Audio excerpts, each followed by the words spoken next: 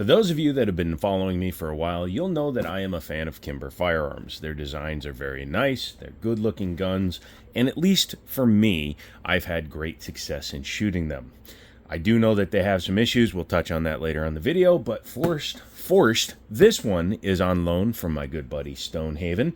Good fellow on the channel, in the chat, on the Discord. Go ahead and follow us on the live streams Mondays, Wednesdays, and Fridays, and you can join the Discord through there.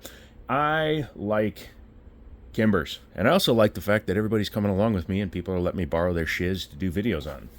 Inside this bag, we have this bag. We also have, warning. But typically, more and more manufacturers are giving you a decent range bag for your firearms, which I'm totally fine with. Let's go through this guy. Inside this pouch, we've got, look at that, some grips, because this gun is actually the Rapide Heat with the red accents. But you'll see when we pull it out that it has been modified. We'll pull that out because we might need that. Comes with a gun lock and an Allen key. That's really strange. I wonder why it has an Allen key. We'll find that out in a minute. Moving on up to the side. We got a blank spot here. You can put a firearm in there as well. In here we got a couple of magazines. He's got a Wilson and which one is this? This is the one I came with, which is the Kim Pro. I usually just get rid of all my 1911 mags and just run Kimbers, or excuse me, Wilson Combats. That's personal preference. Then, of course, we have Le Firearm. Show that it's clear. And this is the Rapide, as you can tell by that. And I am surprised they didn't put the word custom on it, because custom denotes 5-inch in the gun lineup. But this is one badass mofo. Hang on a second. Let me grab one of my Kimbers that I've had for a while. This is a more traditional style Kimber. This is the Kimber Royal Classic. Well, it's not really a traditional one because it's got kind of a custom finish on it. But this is the Classic Royal, excuse me. Classic Royale with cheese. So this is another one that Kimber was known for. And as you can see, it's a pretty looking firearm. But super classic versus super tack. I kind of like them both. Chambered in 45 ACP. This one, as you can see, has a threaded barrel, which, unlike a lot of guns, you don't... Oh, wait, you do have to take that off, otherwise you can't take the bushing off. Damn it, I thought I was being funny. But it is a light and slide with the optics cut, which is a big deal. Has suppressor height sights right out of the box. Sorry, it's like 4 in the morning when I'm filming this. Stuff does happen. And it is a rail gun. The rail is reminiscent of the Warrior, which was one of their first railguns. You can see that reverse cut that goes up on there. Has front strap knurling, rear strap just a 3-spot thing, which is fine. It originally had this color grip on it. He went with the blue. I think the blue looks really nice. So the Ice, which is the stainless gun, has that. One accent that's a different color is the hammer being stainless. Everything else is either blue or black. That's interesting. Ambidextrous safety, but they are of the smaller variety.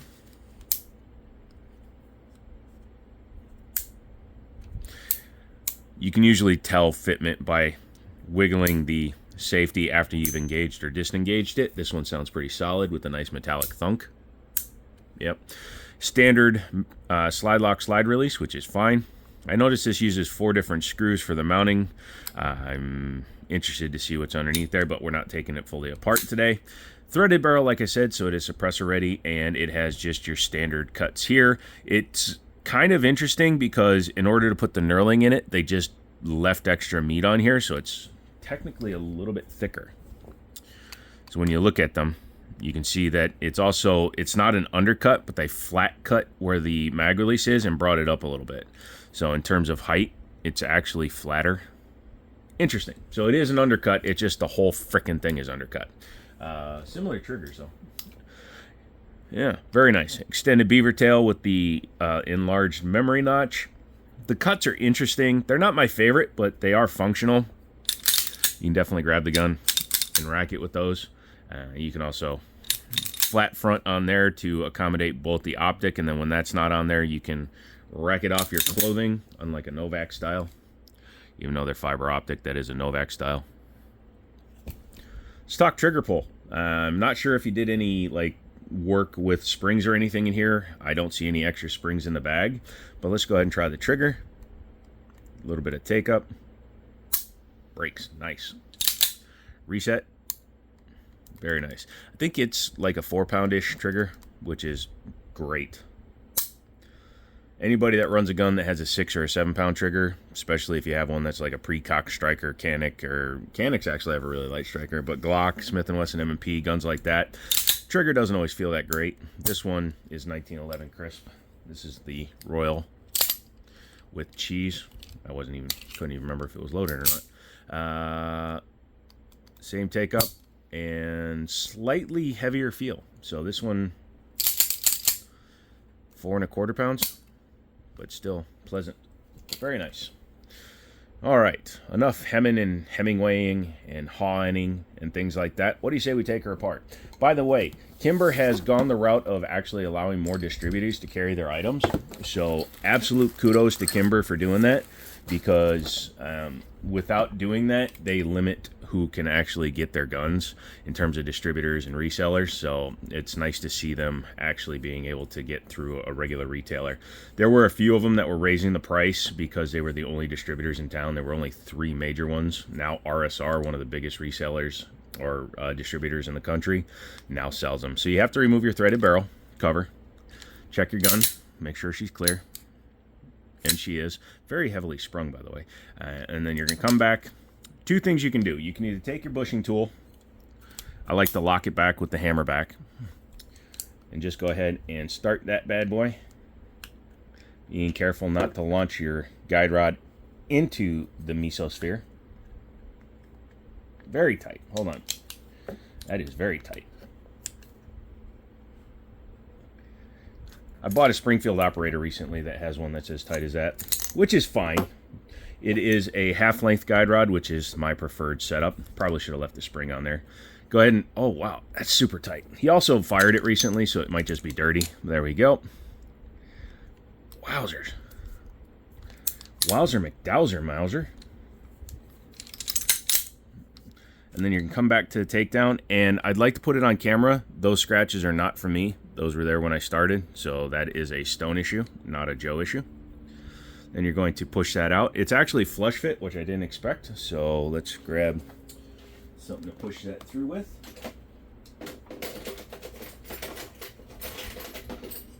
You mean you don't normally keep something soft? No, I wasn't anticipating that. So we'll go ahead and do that. Come on now. Thank you.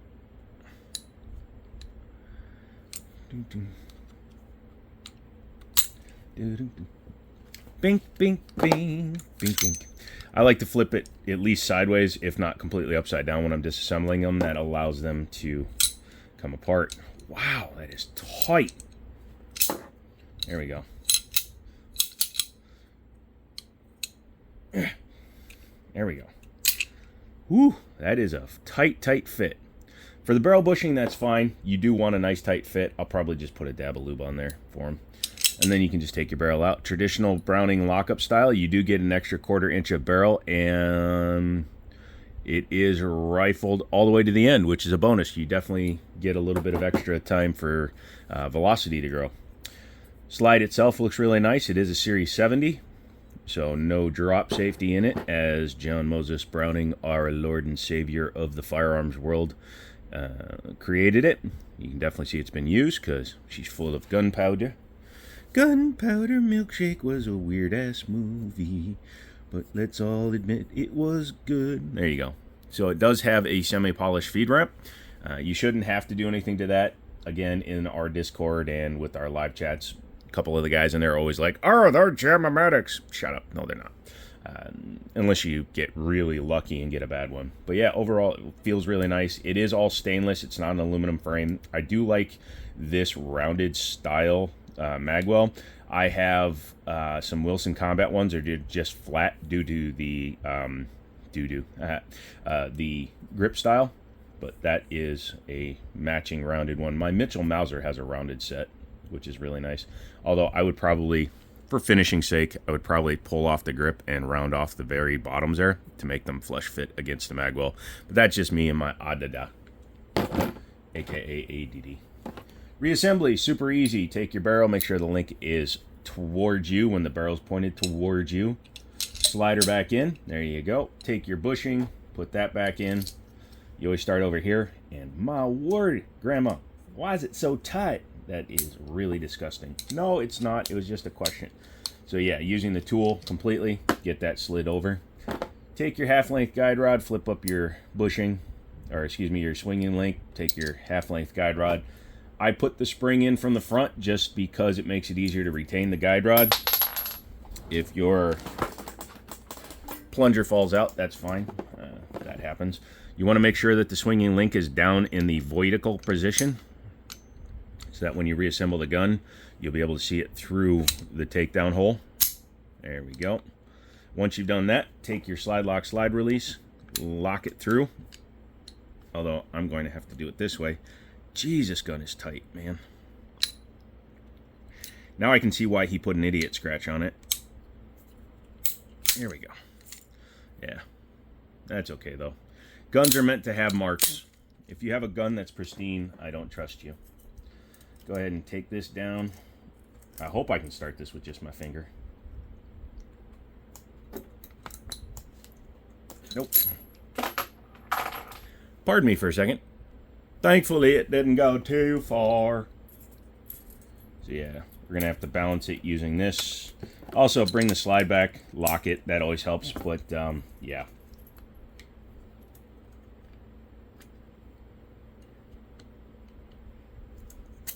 Please go in your hole. Please go in your hole. Very tight. Everything on this gun is super tight. That's probably a 14-pound spring in this bitch. There we go. Jesus Christ. Hello, bushing. Hello. Ah, you scared me, Mortimer. Yeah, my Kimber is not this heavily sprung. I'm guessing it's because this is espresso ready that they oversprung the shit out of it. If you know, down in the comments, freaking say it. Oh my God. Don't do this when you have nerve damage, kids. Jesus Christmas. Where's Jesus? Shut up. All right. Now that we've done that, make sure it functions. You look like a noob that's never touched a gun before. Put your threaded barrel protector back on. Put your threaded barrel protector back on. And you get your nuns. Are you shitting me? There we go. Wow, they went with super tolerances on everything, which is both good and bad. That's how you get one of these to jam, believe it or not. A 1911 that's too tightly fit like that can cause issues. I'm going to show you for a quick example. I know we're at like 13 minutes, but as a quick example, so this is the Royal Classic full-length guide rod. Do the same thing.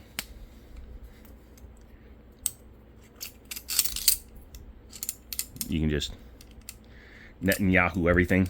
I'm not going to take it fully apart, but you can see I can do that all with my finger.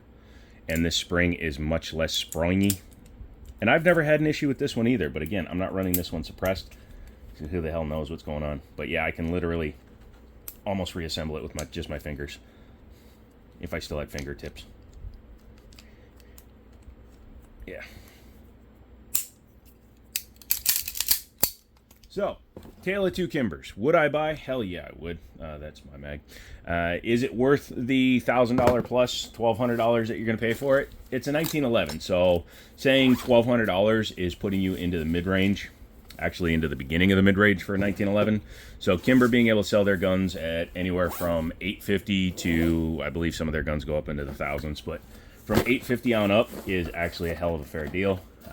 Definitely worth checking out.